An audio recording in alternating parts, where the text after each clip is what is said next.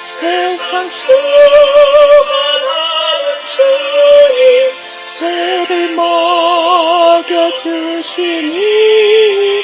너희 먹을 것을 위해 근심할 것 무엇냐.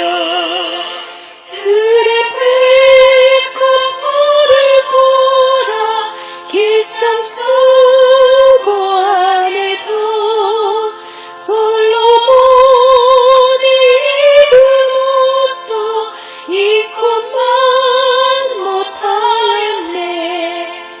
아궁 속에 던질 불도 깊이 식거든. 사랑하는 자녀들을 입히시지 않으랴. 너희들은 세상에서 무엇 먹고 마시며 무슨 옷을 입고 살까 염려하지 말아라. 이는 이방 사람들이 간구하는 것이요 너희 하늘 아버지는 너희 쓸 것 아신다.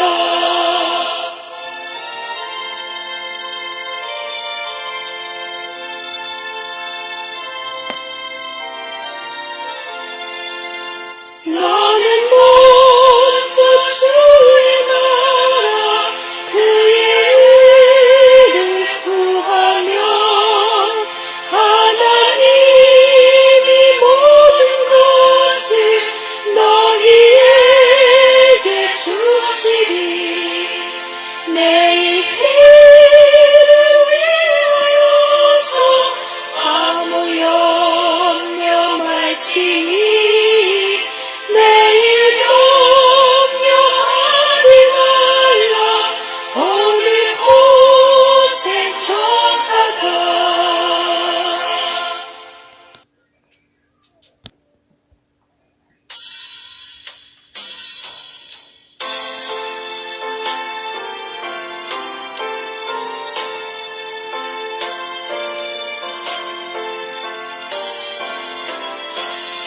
우리의 생명줄 던지어라. 누가 저 형제를 구원하랴. 우리의 가까운 형제이니 이 생명줄 그 누가 던지려나. 생명줄 던져 생명줄 던져 물속에 빠져간다. 생명줄 던져 생명줄 던져 지금 곧 건지어라. 또 빨리 생명줄 던지어라. 형제여 너 어찌 지체하나. 도와라 저 형제 빠져간다. 이 구조선 타고 서속히 가라. 생명줄 던져 생명줄 던져 물속에 빠져간다. 생명줄 던져 생명줄 던져 지금 곧 건지어라. 나와서 생명줄 던지어라. 저 형제 지쳐서 허덕인다. 시험과 근심에 거센 풍파 저 형제를 있으러 몰아간다. 생명줄 던져 생명줄 던져 물속에 빠져간다. 생명줄 던져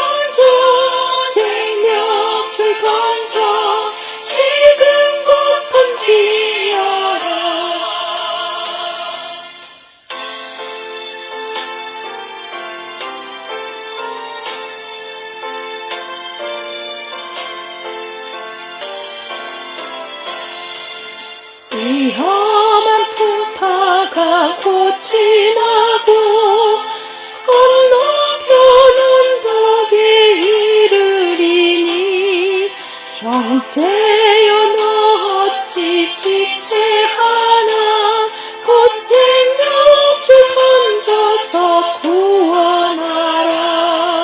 생명줄 던져 물속에 빠져간다. 생명줄 던져 지금 곧 건지어라.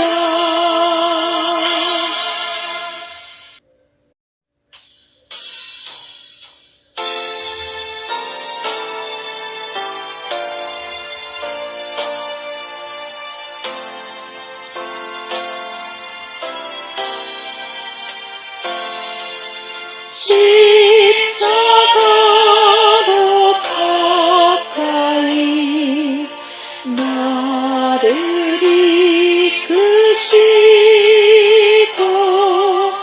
거기 흘린 보혈로 정케 하옵소서.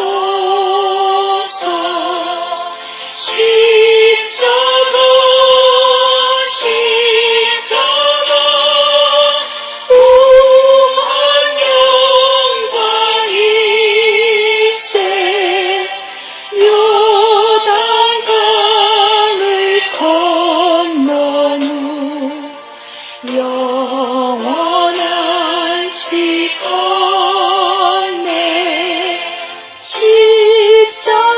십자가에 가까이 내가 떨고 섰네.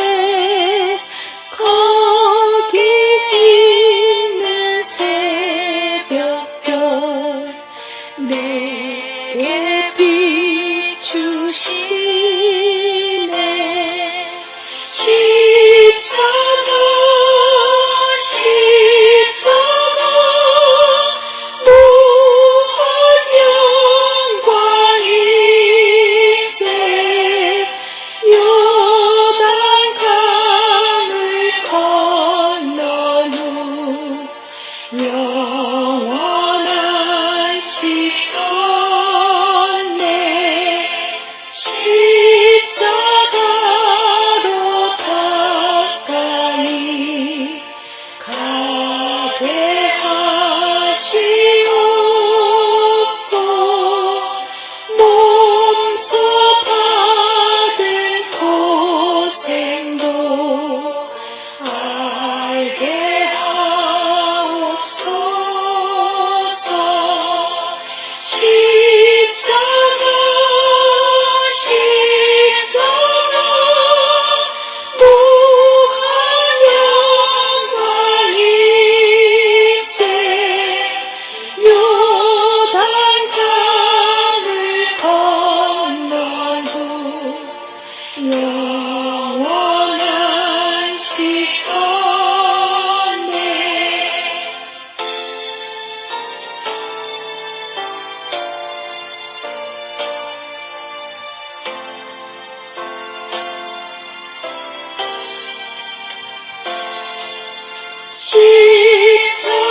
십자가에 가까이 의지하고 서서 천국 이를 때까지 항상 머물겠네.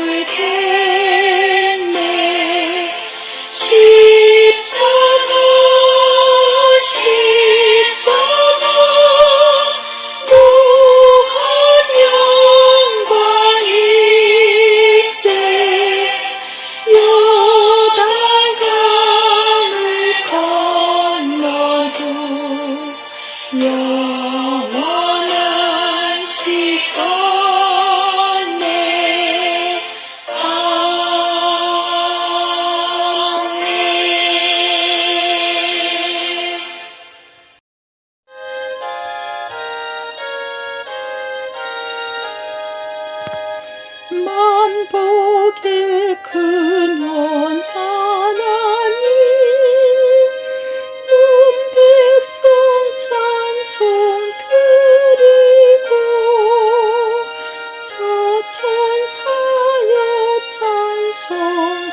하세 찬송 성부 성자 성령 아멘.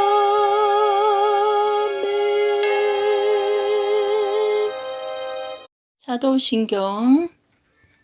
전능하사 천지를 만드신 하나님 아버지를 내가 믿사오며 그 외아들 우리 주 예수 그리스도를 믿사오니 이는 성령으로 잉태하사 동정녀 마리아에게 나시고 본디오 빌라도에게 고난을 받으사 십자가에 못 박혀 죽으시고 장사한 지 사흘 만에 죽은 자 가운데서 다시 살아나시며 하늘에 오르사 전능하신 하나님 우편한 자 계시다가 저리로서 산 자와 죽은 자를 심판하러 오시리라.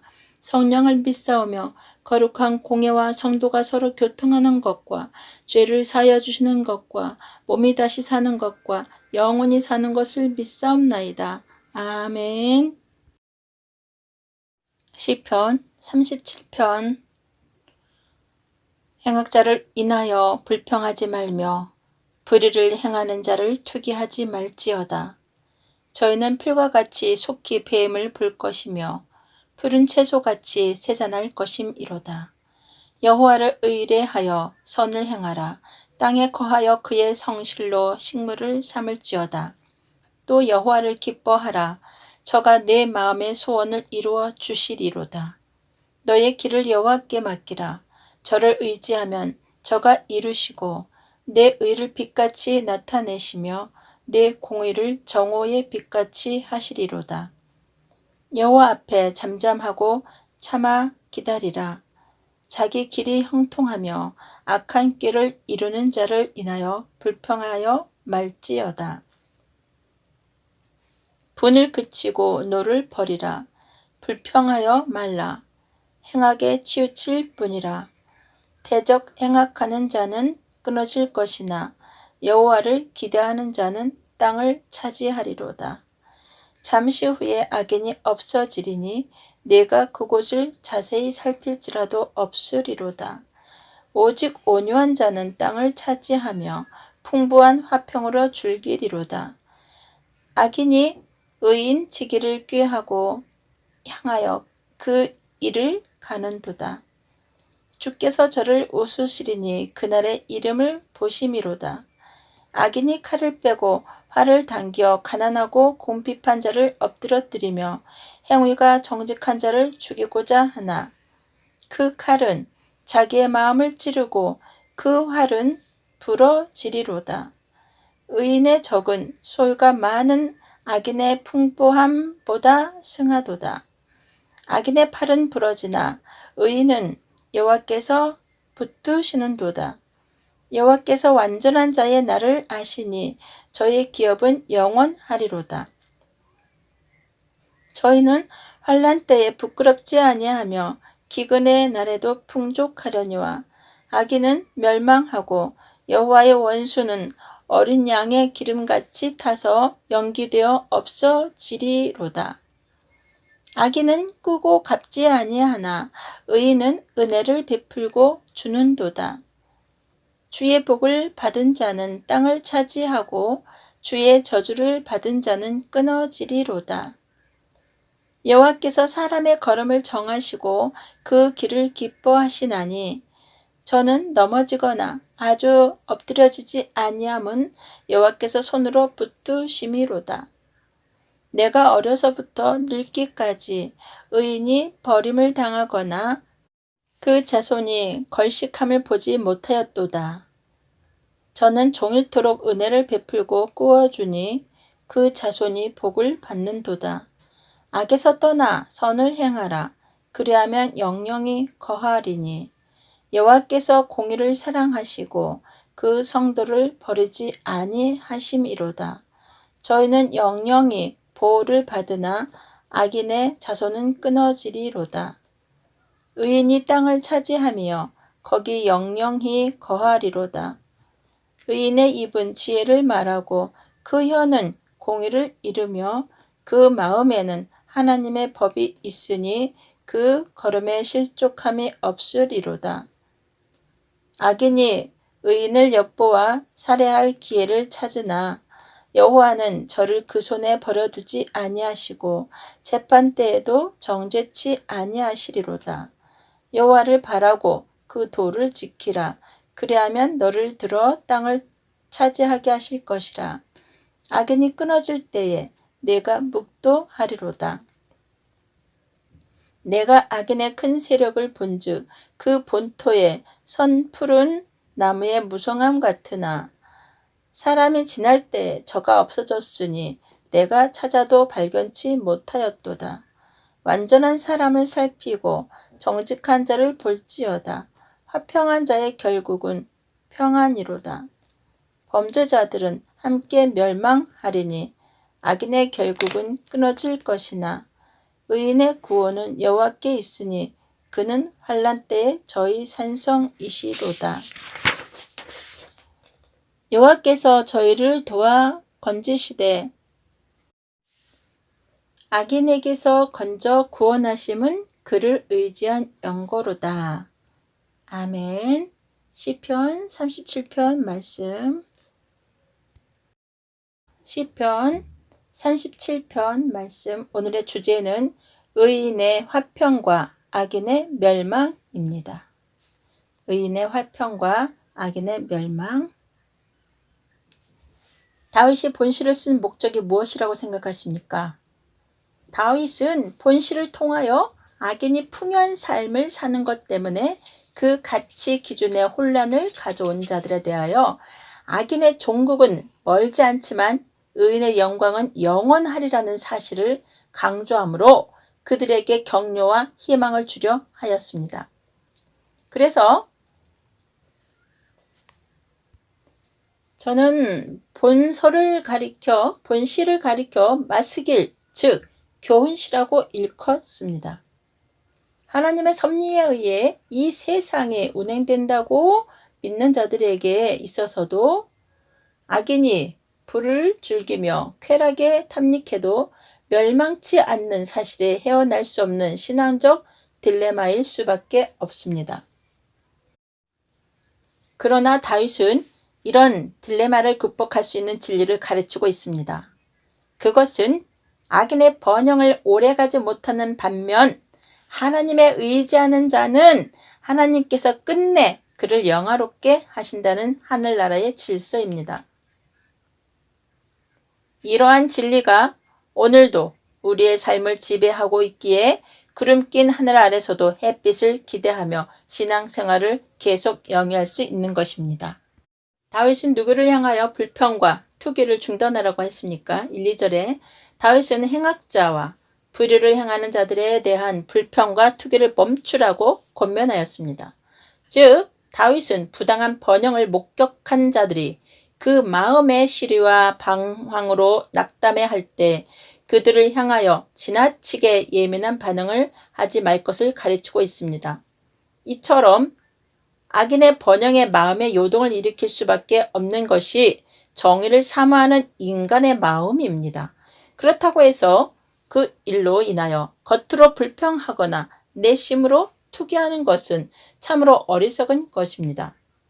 왜냐하면 그렇게 하는 자는 곧 악인과 동일한 자리에 앉게 될 가능성이 많기 때문입니다. 더욱이 악인의 번영은 우리가 생각할 정도로 그렇게 길지는 않습니다. 적어도 하나님의 존재를 인정하는 자라면 악인의 번영을 목격하고서 조용히 하나님의 정의로우신 판단에 맡기며 끝내는 하나님의 뜻이 이 땅에 온전히 이루어지기를 기대해야 할 것입니다. 다윗이 하나님을 신앙하는 자들에게 적극적인 측면에서 무엇을 권고하고 있는지 여러분은 아셔야 합니다. 3절에 있습니다. 다윗은 여호와를 의뢰하여 선을 행하라. 땅에 거하여 그의 성실로 식물을 삼을지어다 라고 권면하고 있습니다. 여호와를 의뢰하여 선을 행하라. 땅에 거하여 그의 성실로 식물을 삼을지어다. 3절 말씀에 쓰여 있습니다. 다윗은 여호와를 의뢰하여 선을 향하라 땅에 거하여 그의 성실로 식물을 삼을지어다 라고 권면하고 있는데요. 비록 악인의 번영이 하나님을 신뢰하는 자의 마음을 흥미케 하지만 그것으로 인하여 하나님을 떠나서는 안 된다는 것입니다. 오히려 마음이 혼란할 때 하나님을 더욱 신뢰하고 그분의 뜻을 순종해야 합니다. 이것이 하나님을 인정하는 자의 삶의 자세입니다. 또한 하나님의 사람은 자신이 처한 환경에서 최선을 다하여 하나님께서 베푸시는 성실한 은혜로 만족하여야 합니다. 하나님께서는 당신만을 의뢰하는 자의 인도자가 되시며 보호자가 되십니다.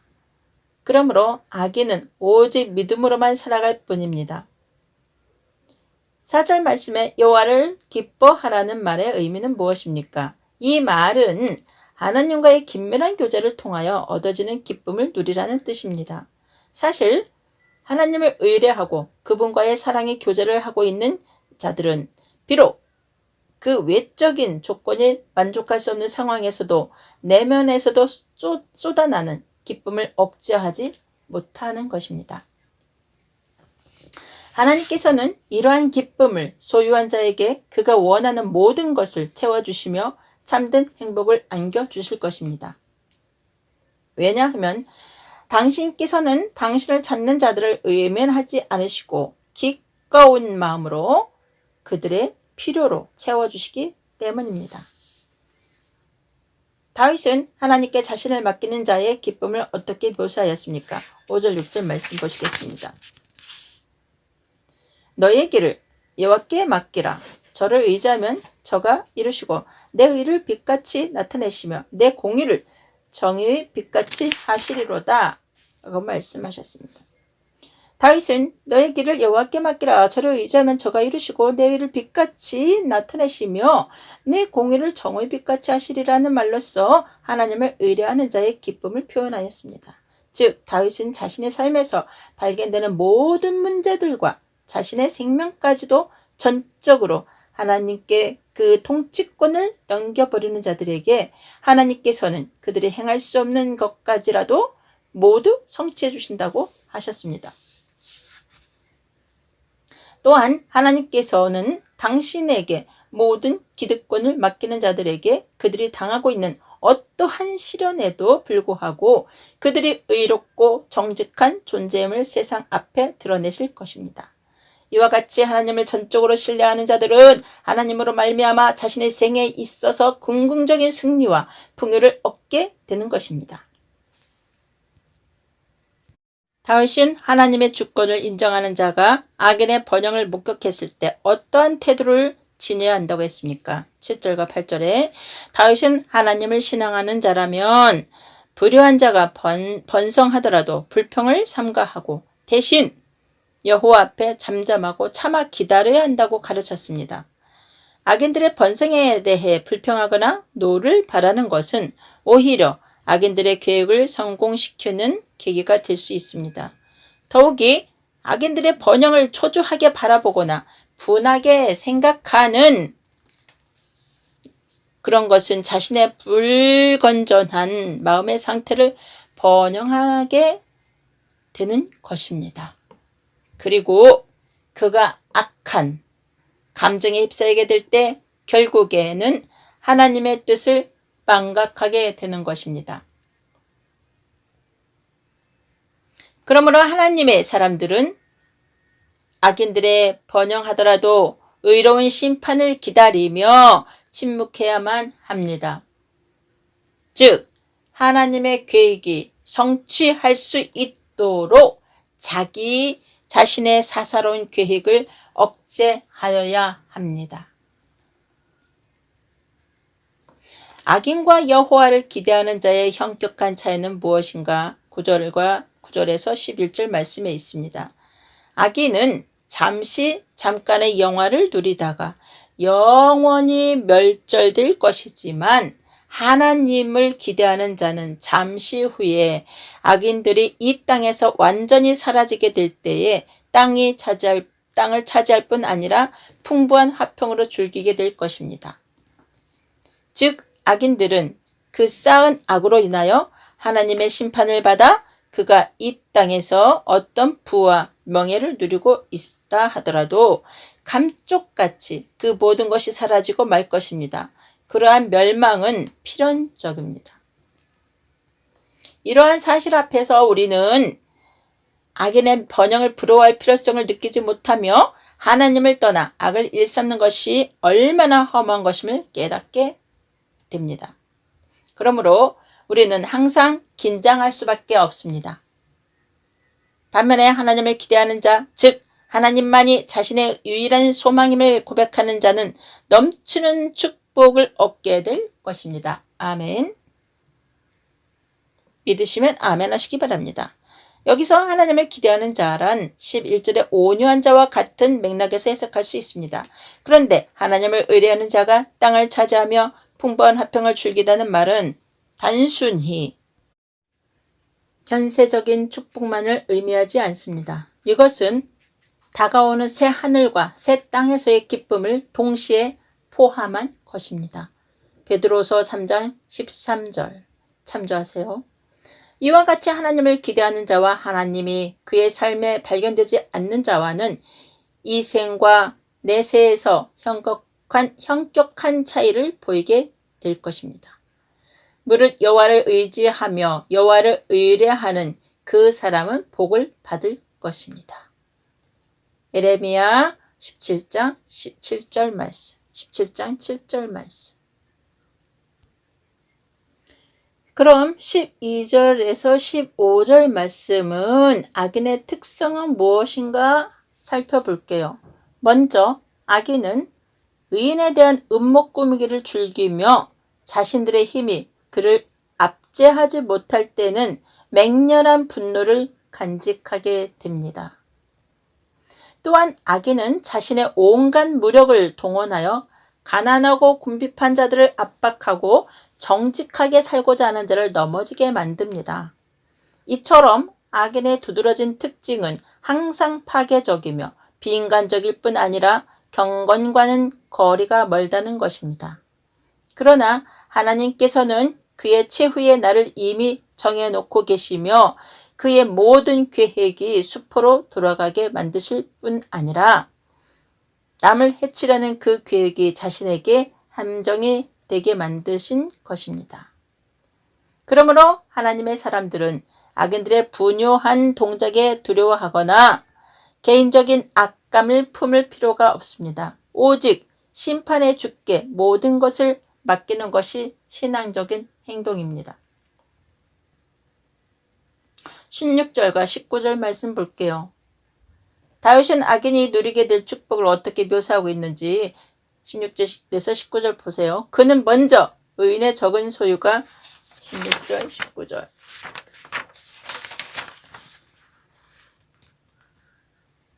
의인의 적은 소유가 많은 악인의 풍부함보다 승하도다. 악인의 발은 부러지나 의인의 여호와께서 붙드시는도다. 여호와께서 완전한 자의 날을 아시니 저희 기업은 영원하리로다. 저희는 환난 때에 부끄럽지 아니하며 기근의 날에도 풍족하려니와 그는 먼저 의인의 적은 소유가 악인의 풍부함보다 더 가치가 있다고 하였습니다. 왜냐하면 악인들이 취한 불로 소득은 하나님의 심판에 의해 곧 없어지지만 의인의 소유는 하나님으로부터 온 것이기 때문입니다. 두 번째로 의인은 여호와께서 완전히 보존하신다고 하셨습니다. 이처럼 하나님과 더불어 살아가는 자는 어떤 세력에도 기필코 보호하시는 당신의 사랑 안에 거할 수 있습니다. 세 번째로 여호와께 완전히 복종하는 자의 삶의 시작과 끝을 당신께서 아실 뿐 아니라 그 기업을 영원케 하십니다. 사실 여호와께서 그 삶을 익히 알고 있다는 것은 어떤 행복보다 더 가치 있습니다. 더욱이 그에게 하나님으로부터 주어지는 영원한 기업이 있다는 것은 현세의 모든 역경을 극복하기에 충분합니다. 네 번째로 의인은 환난 때에도 부끄럽지 않고 기근의 날에도 풍족할 것입니다. 여기서 발견할 수 있는 사실은 의인들에게도 환난과 기근이 찾아들 수 있다는 것입니다. 그러나 의인의 악인과 다른 점은 이런 상황에서도 하나님의 손길을 발견하고 소망을 잃어버리지 않는다는 사실입니다. 욥기서 36장 8절에서 11절 말씀 참조하세요. 20절 말씀에는 악인의 운명은 어떻게 될 것인가 알아봅시다. 악인은 멸망하고 여호와의 원수는 어린 양의 기름같이 타서 연기되어 없어지고 맙니다. 즉 악인의 멸망은 너무나 당연한 것이며 그 흔적은 도저히 찾을 수 없을 정도로 완전히 패망하고 맙니다. 그런데 악인이 완전히 멸망할 수밖에 없는 이유는 악인이 이 땅에 존재하는 한 의인이 참다운 행복을 누리며 살 수 없기 때문입니다. 즉 하나님께서는 당신이 사랑하시는 백성을 위해 악인의 완전한 멸망을 유도하십니다. 물론 이것은 하나님의 공의로우신 성품에 의한 조처입니다. 이와 같은 하나님의 섭리하심이 있기에 하나님을 신앙하는 자들이 순교의 현장에까지 담대히 나아갈 수 있는 것입니다. 21절과 22절 보시겠습니다. 의인과 악인의 생활 태도에서 발견되는 차이점은 무엇인가 봅시다. 자, 악인은 끄고 갚지 아니하나 의인은 은혜를 베풀고 줍니다. 즉 악인은 가벼운 마음으로 이웃의 것을 꾸지만 그것을 갚아야 할 당연한 의무를 망각합니다. 더욱이 그는 꾼 것을 갚을 만한 능력도 없게 됩니다. 그래서 결국 악인은 이웃을 해치고 맙니다. 반면에 의인은 남에게 무엇을 꿀 만큼 가난하지도 않을 뿐더러 이웃에게 풍부한 사랑을 나누어 줍니다. 이것은 분명한 하나님의 약속입니다. 이러한 현상은 단순히 이 세상에서만 국한되는 것이 아니라 내세 영원한 나라에서도 발견되는 일입니다. 하나님을 의지하는 의인은 하나님의 은혜의 날개 아래 생활하게 될 것입니다. 23절에서 24절 볼까요? 다윗은 경건한 자의 발걸음을 누가 인도한다고 노래하였습니까? 다윗은 여호와께서 사람의 걸음을 정하시고 그 길을 기뻐하신다고 했습니다. 여기서 사람의 걸음을 정하신다는 말은 하나님께서 보통 사람의 발걸음과 행동하는 모든 것을 하나 다스리신다는 뜻이 아니라 경건한 자들의 삶을 후원하시고 또한 인도하신다는 의미입니다. 더욱이 당신께서는 그들이 살아가는 내용 전체를 통하여 기쁨을 누리십니다. 그런데 하나님께서 이끌어주시는 경건한 자들도 가끔은 실수나 돌이킬 수 없을 정도의 죄악을 저지를 수도 있습니다. 그러나 경건한 자의 삶을 후원하고 계시는 하나님께서는 그가 영원한 실망과 죄악의 늪에서 방황하는 것을 원치 않으십니다. 그분은 능력과 당신의 펴신 팔로 당신의 백성을 다시 일으켜 세우십니다. 25절에서 29절 말씀 볼게요. 다윗이 자신의 전 생애를 통해서 체득한 진리는 무엇입니까? 다윗이 체득한 것은 먼저 의인이 버림을 당하거나 그 자손이 결식함을 보지 못한 것입니다. 물론 의인과 그 자손들이 가난하기도 부하기도 하였겠지만 절대적인 빈곤에 얽매이지는 않았다는 것입니다. 왜냐하면 하나님께서 그들의 후원자가 되셔서 필요로 공급하셨기 때문입니다. 두 번째로 그가 체득한 것은 의인들이 종일 은혜를 베풀며 꾸어주어 결국 그 자손이 복을 받게 된다는 사실입니다. 이것은 시편 전체를 통하여 흐르는 하나의 진리입니다. 그래서 다윗은 자신의 경험을 통해서 하나의 구체적인 삶의 진리를 강조하고 있습니다. 그것은 악에서 떠나 성을 행하라 라는 것입니다. 즉 악인이 비록 번성하고 권모술수를 통해 부를 축적하는 일이 주위의 산재에 있다 하더라도 그것을 삶의 모범으로 삼지 말라는 것입니다. 왜냐하면 여호와께서는 정의를 사랑하시며 또한 정의를 위해 온갖 고난을 감수하는 자들을 외면치 않으시기 때문입니다. 진리가 거부당하며 정의를 사랑하는 자가 오히려 고난을 받는 오늘날 성도들은 결코 변하지 않는 하나님의 성품을 의지하여 날마다 정의를 위해 땀 흘려야 할 것입니다. 이런 의미에서 사도 바울은 악에게 지지 말고 선으로 악을 이기라고 당부하였습니다. 악에게 지지 말고 선으로 악을 이기라. 사도 바울이 말했습니다. 당부했습니다. 30절에서 31절 보시겠습니다. 다윗은 의인의 모습을 어떠한 말로 묘사하였습니까? 다윗은 의인에 대해 의인의 입은 지혜를 말하고 그 혀는 공의를 이루며 그 마음에는 하나님의 법이 있으니 그 걸음에 실족함이 없으리로다 라고 묘사하였습니다. 즉 의인은 그 성격상 도덕적으로 정당한 말과 때에 맞는 적절한 말을 했습니다. 이것은 인간의 마음을 흔쾌히 하는 것이라기보다는 하나님의 뜻에 맞는 언어 생활을 강조한 표현입니다. 또한 그의 마음 속에 항상 하나님의 바른 법도가 자리 잡고 있기 때문에 절대로 벗어나거나 허탄한 일을 저지르지 않습니다. 즉, 그 온유의 법이 그를 항상 바른 길로 인도하게 되는 것입니다. 이처럼 하나님과 그 말씀에 자신의 주권과 삶의 방향을 맡겨버리는 자는 항상 말에나 행동에나 실수가 없고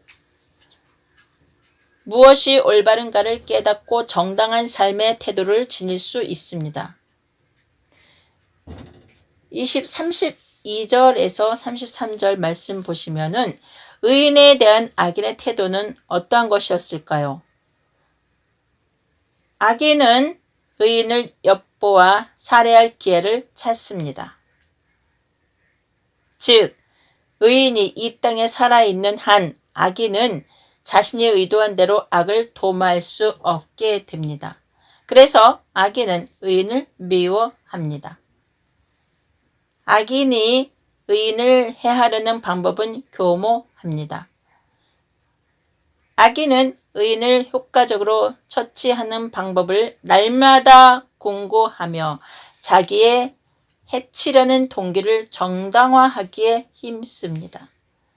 이러한 악인의 모습을 사도 베드로는 너희 대적 마귀가 오는 사자같이 두루다니며 삼킬 자를 찾나니 베드로전서 5장 8절에 쓰여 있습니다.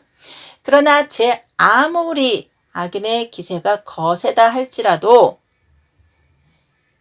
당신의 백성을 보호하시려는 하나님의 의지를 꺾지 못합니다. 더욱이 그분은 악인이 당신의 백성을 모함한 그 말대로 당신이 백성을 심판하지 않으십니다.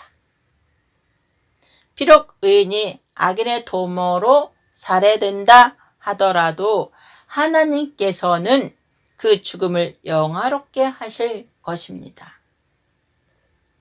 이와 같은 하나님 앞에서 살아가는 우리들은 사나 죽으나 우리가 주의 것이리로다 라는 고백을 아니할 수 없습니다. 로마서 13장 8절 말씀 보십시오. 다윗은 여호와를 바라고 그 도를 지키는 자에게 어떠한 약속이 주어진다고 하였습니까? 34절 보시겠습니다. 다윗은 여호와만을 신앙하는 자들에게는 땅을 차지하는 축복과 악인의 멸망을 목격하는 기회를 얻게 될 것이라고 하였습니다.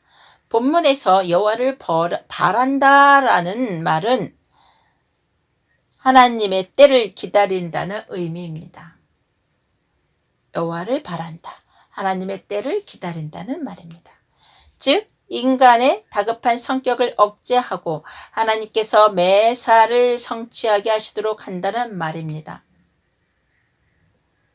또한 그 도를 지키라는 명령은 세상의 박해와 환난에 마음을 흐트리지 말고 온전히 하나님의 뜻을 추구하라는 간곡한 당부입니다. 만약 매사의 신앙의 눈으로 희망을 가지고 여호와를 바라보며 그분의 뜻에 맞추어 산다면 그는 분명히 이 생의 평안과 더불어 영원한 내세에서의 행복을 누리게 될 것입니다. 간혹 우리의 인간적인 성급함 때문에 하나님의 뜻을 그르칠 때가 있습니다. 그러므로 모든 권리를 하나님께 맡기고 그분의 말씀 안에서 성실히 생활해가는 것이 우리 인간들의 본분일 것입니다. 35절과 36절에는 본토에 선 나무, 본토에 선 푸른 나무란 구체적으로 무엇을 가리킵니까? 이것에 70인역에서와 제롬은 레바논의 소나무라고 번역했지만 확실하지 않습니다. 하여튼 이것은 오랜 옛날부터 본토에서 자라 수세기가 지나면서 줄기가 거대하여지고 윗동이 넓게 펼쳐진 나무를 가리키는 것만은 확실합니다. 이러한 표현을 본문의 맥락에서 해석하면 악인의 세력이 어떤 힘으로도 제거할 수 없게 될 만큼 확장하고 견고하게 되었다는 의미입니다. 그러나 이렇게 팽창한 세력임에도 불구하고 어느 날 갑자기 그 세력이 흔적을 감추는 것이 악인과 그가 소유한 힘의 한 특징입니다. 욥기서 20장 7절 보세요. 오늘날도 이와 같이 한 단체 또는 국가의 자신의 세력을 극대화해놓고 거기 소속된 자들은 착취하는 무엇들이 있습니다. 그러나 이러한 자들도 하나님의 선하신 경륜에 따라 곧 사라지게 될 것입니다. 그러므로 성도들은 상당한 권력을 가지고 한 단체와 국가를 주무르고 있는 자들에게 아부할 것이 아니라 살아계셔서 역사를 주관하고 계신 하나님의 뜻을 더욱 기대해야 할 것입니다. 37절과 38절 볼까요? 완전한 사람과 정직한 자는 각각 어떤 사람을 가리키는지요? 완전한 사람은 마음에 불순함이 없는 도덕적으로 순결한 자를, 정직한 자란 하나님을 향하여 한 점 부끄러움이 없는 자를 가리킵니다. 완전한 사람은 마음에 불순함이 없는 도덕적으로 순결한 자를 말하고, 정직한 자란 하나님을 향하여 한 점 부끄러움이 없는 자를 가리킵니다. 다윗은 바로 이러한 자들의 삶을 추종해 나가도록 권면하고 있습니다. 그들의 삶을 끝까지 지켜보게 되면 그 결국은 평안임을 발견하게 될 것이라고 합니다. 그런데 본문에서 어떠한 자의 결국은 평안이로다 라는 말을 히브리 원문의 맥락에서 재해석한다면 평화한 자는 그 이름을 남길 후손을 남기게 된다는 뜻이 됩니다. 아마도 이러한 해석이 원문의 뜻에 더 가까운 것으로 봅니다. 이러한 하나님 앞에서 순결과 정직을 유지하는 자는 싸움과 박해를 좋아하는 악인과는 현격한 차이가 날 수밖에 없습니다. 악인은 자신의 멸망뿐 아니라 그 후손의 멸절도 감수해야만 합니다. 39절에서 40절 말씀 보겠습니다. 의인의 구원은 여호와께로부터 유래한다고 하였습니다. 즉 비록 의인이 극한 시련과 환난 가운데서 방황하고 있다 하더라도 하나님께서는 기어이 그가 있는 곳을 찾아내셔서 그와 더불어 계실 뿐 아니라 그의 보호자가 되어주십니다. 그런데 하나님께서 이같이 당신의 백성을 보호하시는 이유는 물론 당신의 백성을 사랑하시며 긍휼히 여기시기 때문입니다. 그와 더불어 또 다른 한 가지 이유는 의인들이 그를 의지한 연고입니다. 즉 당신만이 유일한 소망이요 피난처라는 사실을 자신들의 삶을 통해 표현하는 자들을 하나님께서는 외면치 않으십니다. 그러면 여호와 하나님을 의지한다는 것은 어떤 모습을 가리킵니까? 그것은 하나님의 말씀을 자신의 삶의 중심에 간직하고 날마다 그 말씀에 합당한 삶을 살아 결국에는 하나님의 뜻이 이 땅에 실현되는 것을 기뻐하는 것을 가리키게 됩니다. 편 37편 요절은 의인의 구원은 여호와께 있으니 그는 환난 때에 저희 산성이시로다. 39절 말씀입니다. 시편 37절 39절 말씀. 의인의 구원은 여호와께 있으니 그는 환난 때에 저희 산성이시로다. 아멘.